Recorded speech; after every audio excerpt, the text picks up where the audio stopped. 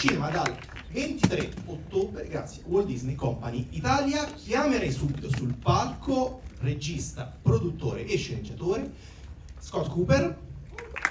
Eccolo.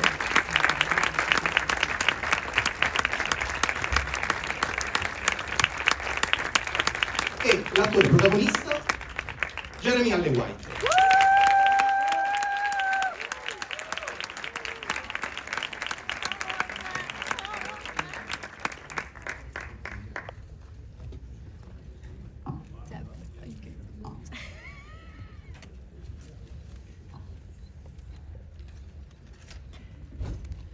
Come state? Grazie. Allora, benvenuti a Roma.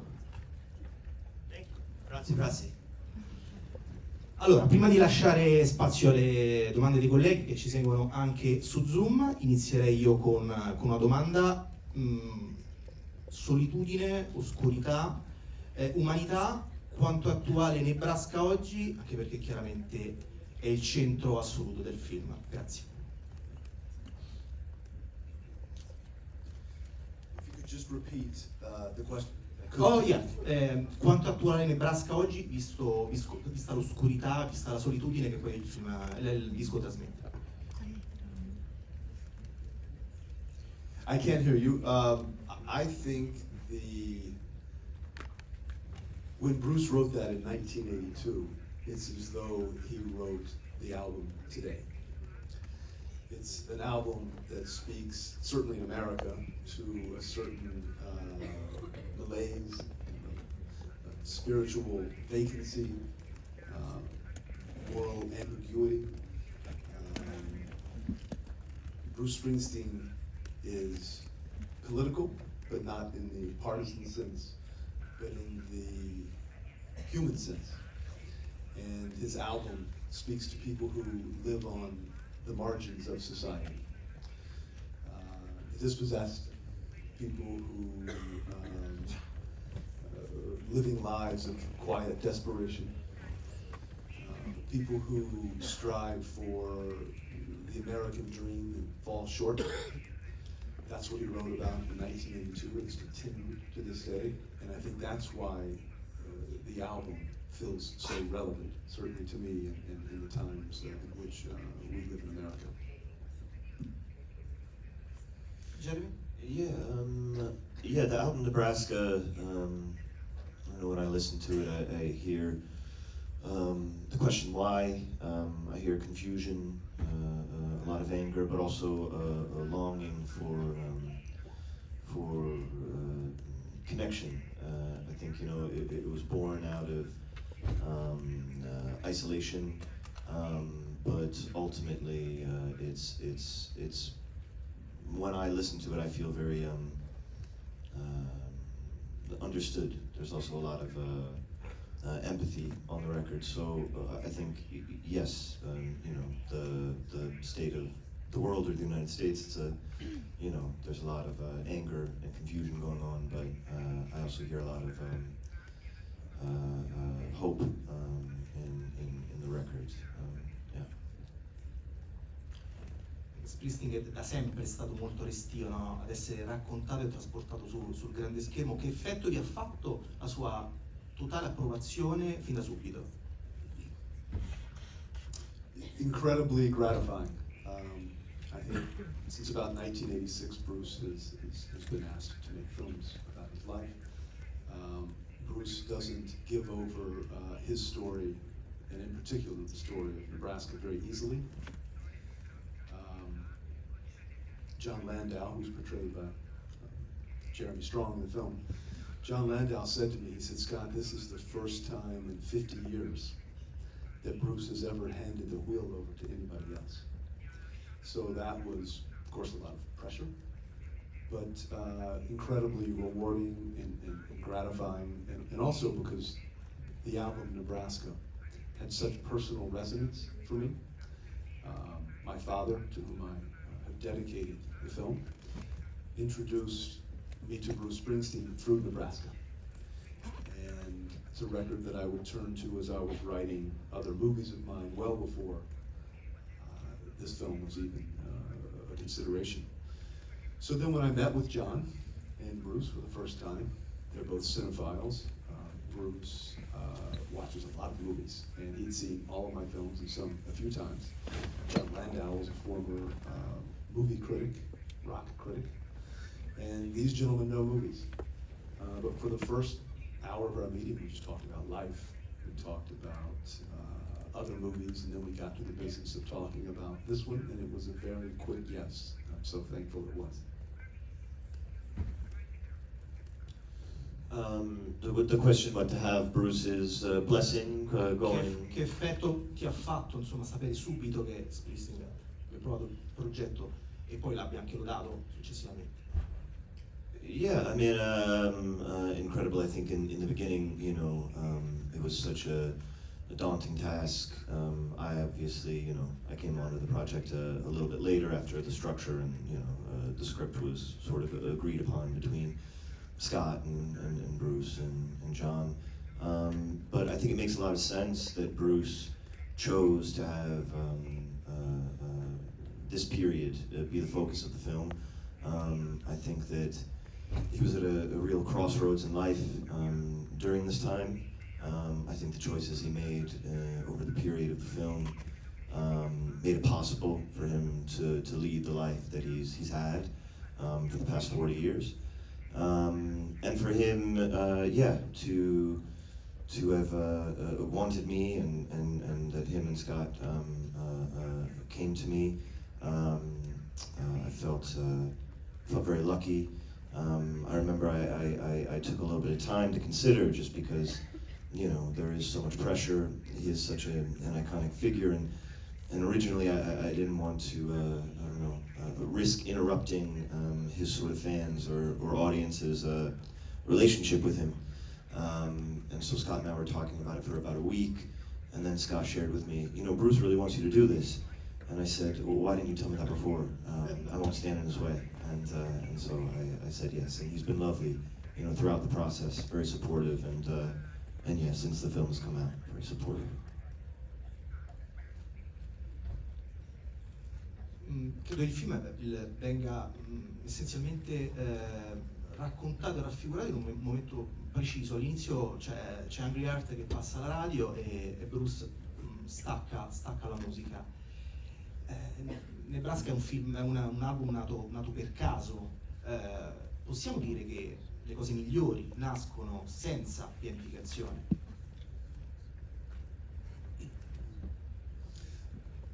I wonder. Certainly, as a filmmaker, you sometimes projects choose you because you feel so compelled to make them. Nebraska was that for Bruce. He didn't even think he was making a record, but then he was leading a life of such quiet desperation that he had to make this record. Of course, I then chose to make this particular film. But some films that I make come to me, and very much, many of the scenes come to me while, believe it or not, while I'm sleeping, while I'm dreaming. So those sort of things you can never account for. I think it's hard to say. It's case by case. But for this one, I certainly was desperately wanted to make it. Yeah, I mean, I think that you know, so much of this film is about sort of honesty and the feeling of fraudulence. And I think that moment in the beginning of the film, and also Bruce coming home to New Jersey, he's not recognizing his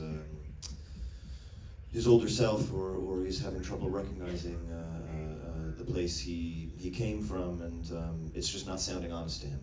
I think him switching off the radio was that sense of feeling like fraud or not recognizing the man that made that record, and then I think, you know, the making of Nebraska was so instinctual, but Scott said it, you know, he didn't know what he was making, you know, he didn't know what it was going to be, if anything, and I think when you're working from that place, you can't help but make it honest, because you're not thinking about the result, you know. raccontate un uomo che effettivamente affronta i propri demoni, il proprio dolore e ne racconta una storia. Lavora su Nebraska in totale solitudine, anche contro le regole musicali che lo vedevano chiaramente nel ruolo di Bruce Springsteen. Oggi sarebbe impossibile realizzare un album come Nebraska, secondo voi, perché insomma siamo bombardati continuamente da distrazioni e non so se la concentrazione del qui ed ora possa essere attuale e quindi in qualche modo replicabile. Non lo so, chiedo a voi.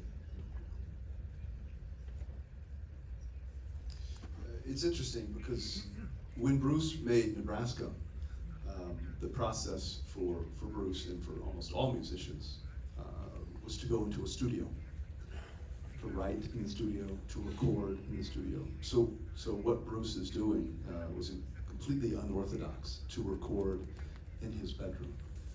Today, many albums are recorded at home.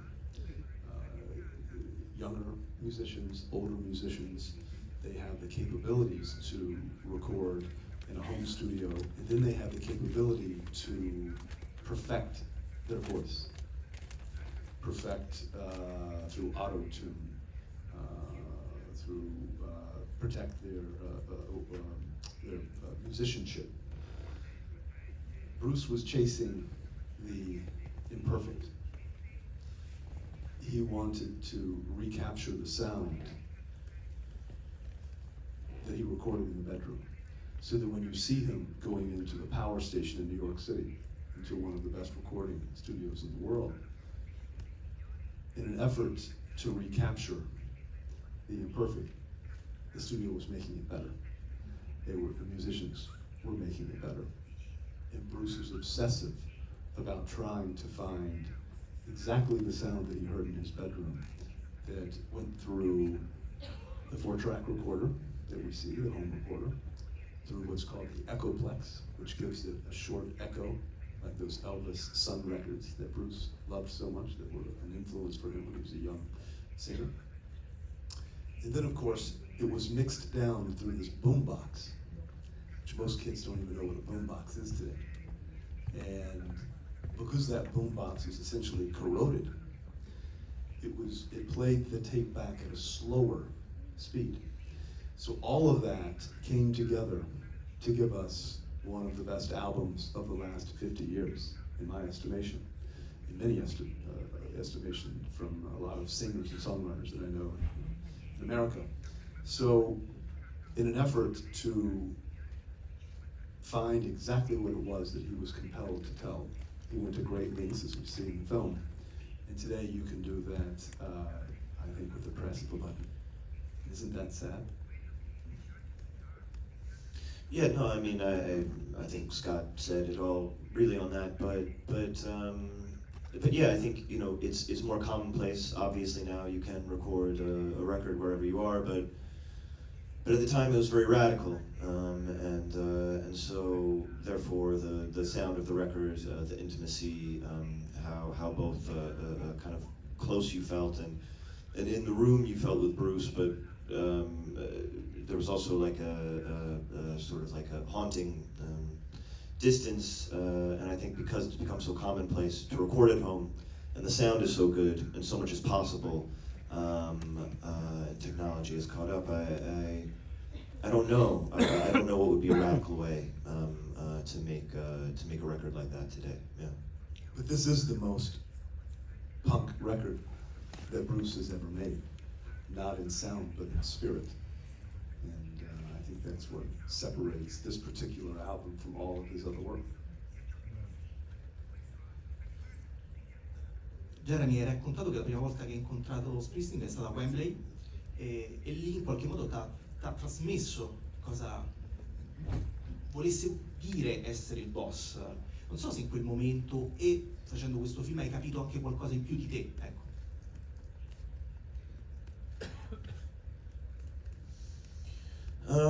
Yeah, I mean, I think, you know, when I met Bruce, he delivered on so much. He delivered on sort of the idea of Bruce Springsteen, and I think getting to meet him in his element, about to perform for 3.5 hours for 90,000 people, was a gift, but also intimidating in a way, knowing that in a few months I would have to try to capture, some of this. But in getting to know him and speaking to him, even in that night, I find in his performances, it's so physical. There's almost a violence to his performances on stage, and such a passion. But in speaking to him, he's got such a gentleness, kindness, and real presence. But I think what I took away from sort of, or what I could have maybe learned from in Bruce during this period in his life, but also the process of allowing us to make this film, and like Scott said, to take his hands off the wheel and allow us to tell some of his story and this story specifically. There was just a tremendous amount of bravery on his part for leaning on those who were close to him, like John Landau at the time of the film, and then again allowing Scott and I to put our hands on the wheel for a moment. So I think what stands out and what I have found very admirable throughout the process, making discoveries about Bruce as a young man, but also getting to know him as an older gentleman. I've taken away and admire his bravery, absolutely. Prima di lasciare spazio ai colleghi, Scott, a livello musicale come hai lavorato con il compositore? Perché so che siete partiti da un vecchio pianoforte di legno, insomma, se ce la puoi raccontare. Yeah, the musical underscore is composed by Jeremiah Freitz, who is a musician from New Jersey and who happens to be one of the founding members of the American rock band, the Lumineers. And of course, like most everyone else in New Jersey, he grew up a fan of Springsteen. And when I was writing the screenplay, in the narration, the action of the screenplay, I said that I felt the score would be born out of Terrence Malick's Badlands, in a sense, which we hear a little bit of. And I'm so grateful that Mr. Malick gave me the footage for this. He's been a sort of mentor over the years to me, and of course he only said, you can use the footage, but just make sure you don't show me as an actor, because he's in the film. So Jeremiah and I discussed the instrumentation that would be the score for Badlands, the Glockenspiel, which is also in Nebraska, the piano. But I said to Jeremiah, I said, the sound that I hear is an imperfect sound, much like how I made Nebraska. I made the film Nebraska the same way that Bruce made the record, which is to say minimalist, very stark, no gloss, no spectacle. The camera never looks away. And I said, that's what I think the score should be on a very emotional level. Spare.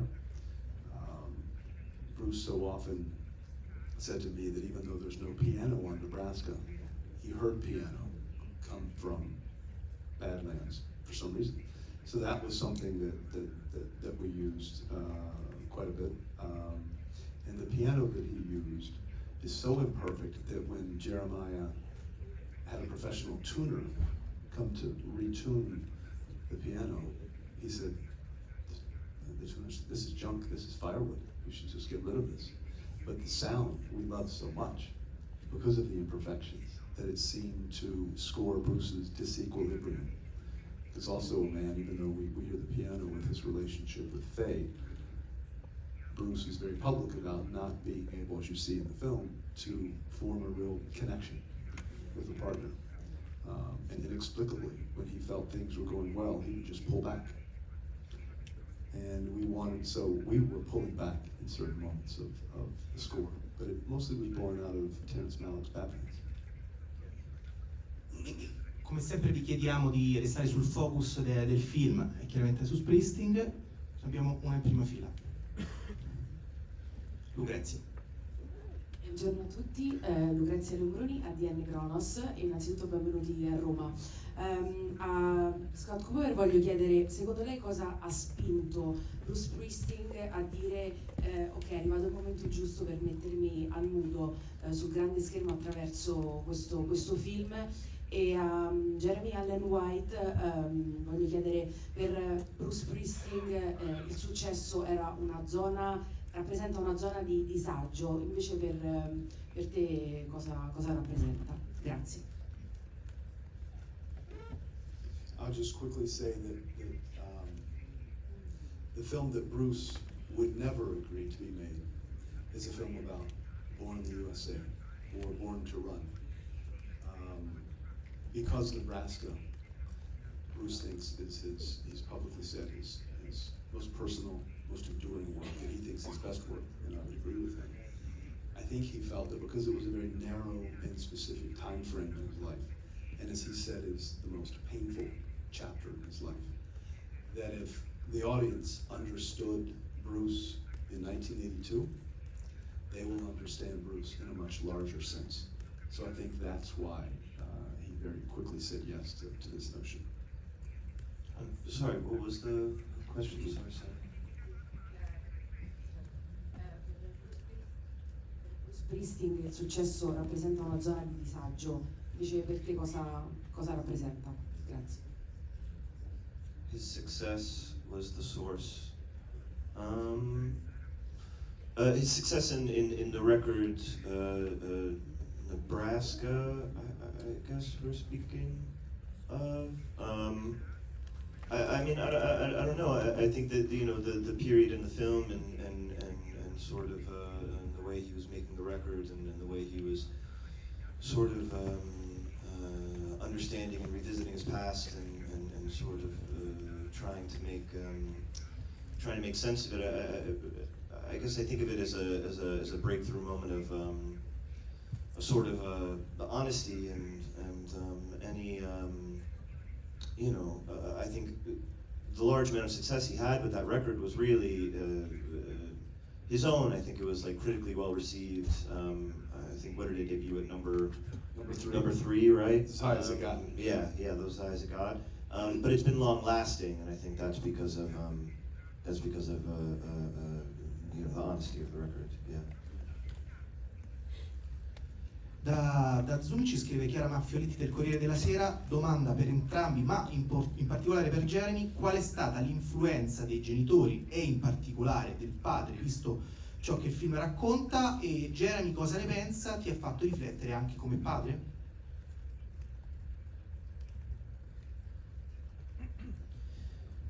Yeah, I mean, the influence, I think, Bruce has spoken very openly and written about, his relationship with his parents, specifically, his relationship with his father is the sort of one of the main focuses of the film. I think Bruce grew up in a world where, his father is very unpredictable. I think that made it very difficult for him to trust what was around him, and I think a lot of what he's contending with, sort of in the period of this film, is a reaction, to that youth being able to trust, and then I think also because he's reached this sort of level of public notoriety or fame, that trust is even sort of harder to find, and I think we're also contending with him at this period where, I think hopefully for many young people, they can look at their father's parents and put them up on a pedestal for, hopefully a very long time. But at some point, you see a parent for what they are, which is a human. You see them for their faults, and hopefully you can be very accepting and understanding and empathetic of them at that period. And I think that's a real highlight of the film. I've heard people speak about Bruce's relationship to his father and think there was like a tremendous amount of anger there, but I think there was perhaps some disappointment, but I think Bruce always loved his father very much and also made a whole lot of room for understanding for his father. I think that was very important to show, in this film, in this period. Per Scott, domanda per entrambi, qual è stata l'influenza dei genitori, insomma, livello di scrittura poi del film? I can do that. Oh. Vediamo se... Qual è stata l'influenza dei genitori sulla scrittura della sceneggiatura? For some reason, I'll translate it. I can't hear. Non va la traduzione. The influence of the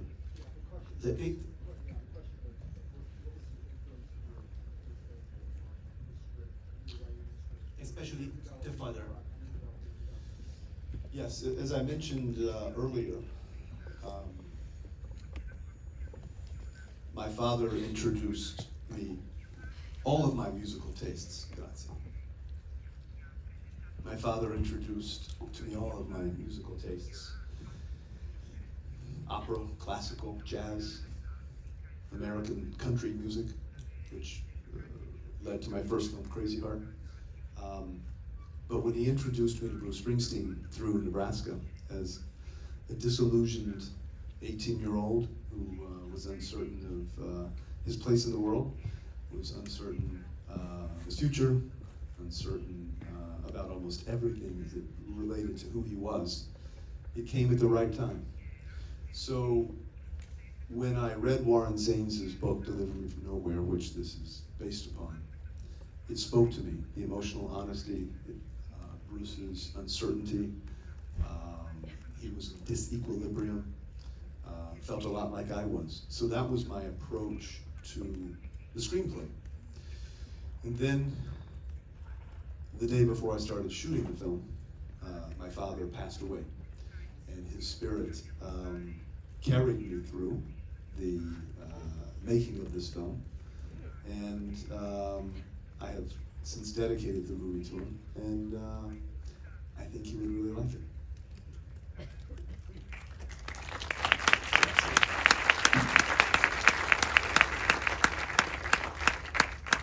Martina?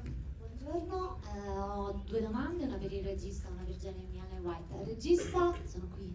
Buongiorno. Hello. Volevo chiedere come ha lavorato con i riferimenti musicali ma anche cinefili all'interno del film, soprattutto a livello della ricostruzione scenografica e dei costumi di questi anni '80.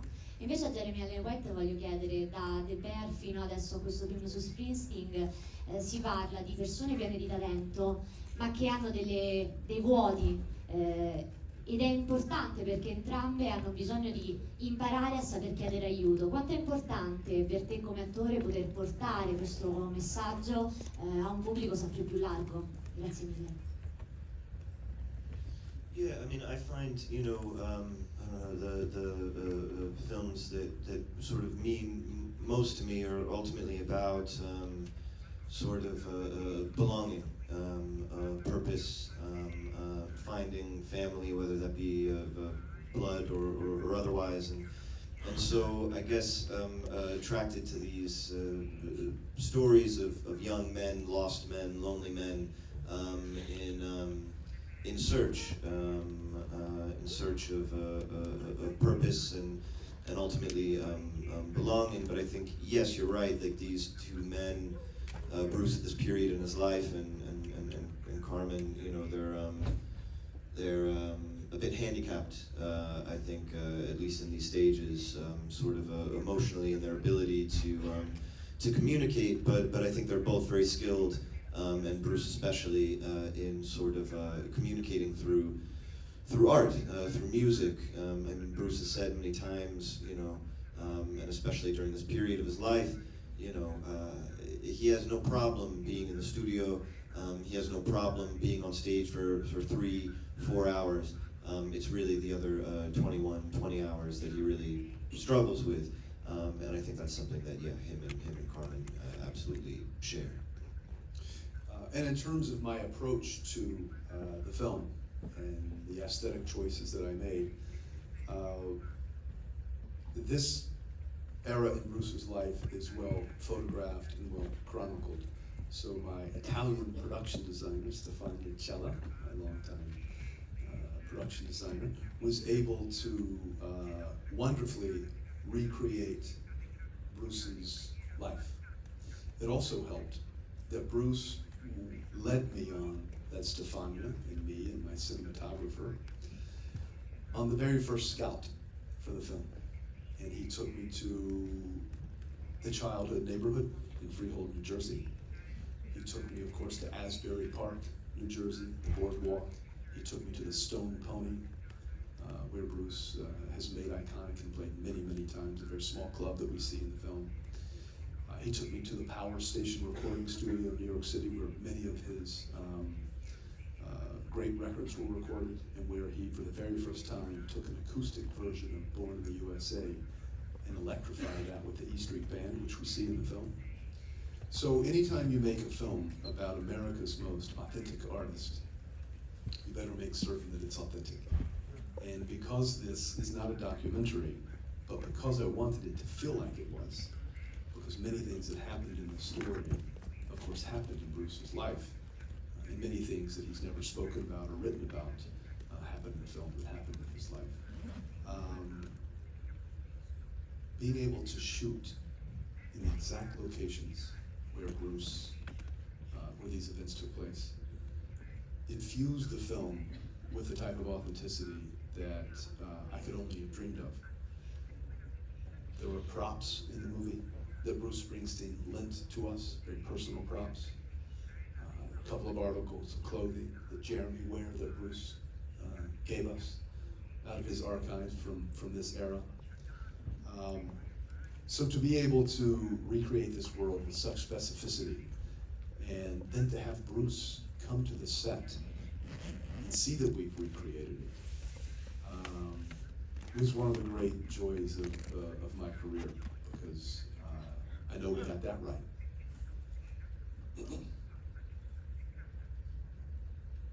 Microfono. Manuela? Buongiorno, Manuela Santa Caterina leggo.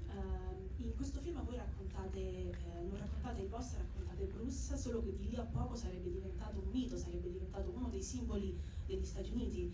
Volevo chiedervi se secondo voi sia importante avere dei miti o se può essere pericoloso sia per chi mitizza che per chi viene mitizzato. Per entrambi.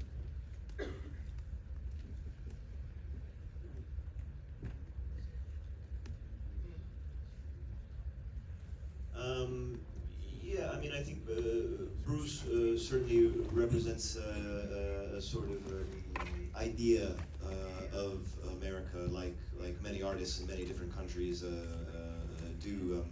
I think there is a lot of truth in sort of how authentic Bruce's sort of interpretation of America is. I think he's very admired globally because of how people understand America through the lens of Bruce Springsteen. But of course, these things are never so simple. I think, from my perspective, in my opinion, it's a very beautiful version of America. Is that the complete truth or reality of America? No, of course not. I think it's very difficult to be entirely representative for one person to be a representative of a nation. You know? And I echo what Jeremy said, but I think our goal with this film was to strip away the icon of Bruce Springsteen, strip away the mythology, because everyone has an idea of who Bruce Springsteen is to them. For some people, it's Born in the USA. For some people, it's Darkness on the Edge of Town. For some people, it's Born to Run. Nebraska is one of Bruce's least well-known albums, of course, but one of his most respected. So when Jeremy and I, and Bruce and I, discussed approaching a movie about Bruce Springsteen, it was about not making a myth-making film. It's not about Bruce Springsteen, the icon. It's about a man who is a neglected soul who is repairing himself through music. I said to Jeremy, I said, he just happens to be Bruce Springsteen, but this is a man who is suffering from unresolved trauma. This is a man who, though from the outside world it would appear that everything was going right, he's coming off an incredibly successful tour for the river. He's becoming a superstar. But Bruce was very quietly deteriorating inside, and he was living a life of isolation and quiet despair. So that's what we focused on, and not the myth or the icon, to really humanize it. Ultima domanda lassù. Sì, ciao, sono Mattia Marzi del Messaggero, la mia domanda è per Jeremy. A proposito di pressioni e di aspettative, come sta vivendo le voci che arrivano dagli Stati Uniti a proposito di una candidatura all'Oscar?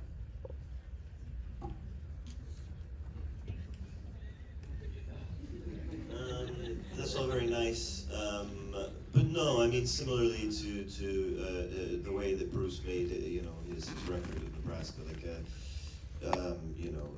I don't think you can be focused on the result of sort of anything that you do, certainly anything that comes after making a film. If we're lucky enough, any of us are lucky enough to get that sort of attention, I think that's a wonderful thing because it'll bring more attention to the film and more people will see the film. But yeah, no, I'm not in the results business. I think I was just happy to be on this journey with Scott, with Bruce, with John, with Jeremy. If I can just quickly add something.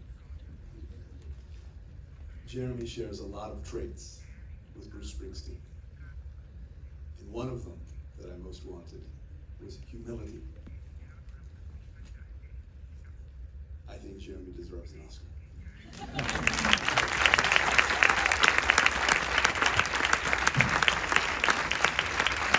Ci vediamo tra qualche mese, intanto ricordiamo che Springsteen Liberami dal Nulla nei cinema italiani dal 22 ottobre, distribuito da Walt Disney Company Italia, mentre dal 24 uscirà per Sony Music il Barasca 82 Expanded Edition, un cofanetto ricco di contenuti, materiale inedito. Grazie alle splendide domande dei giornalisti, grazie. Grazie.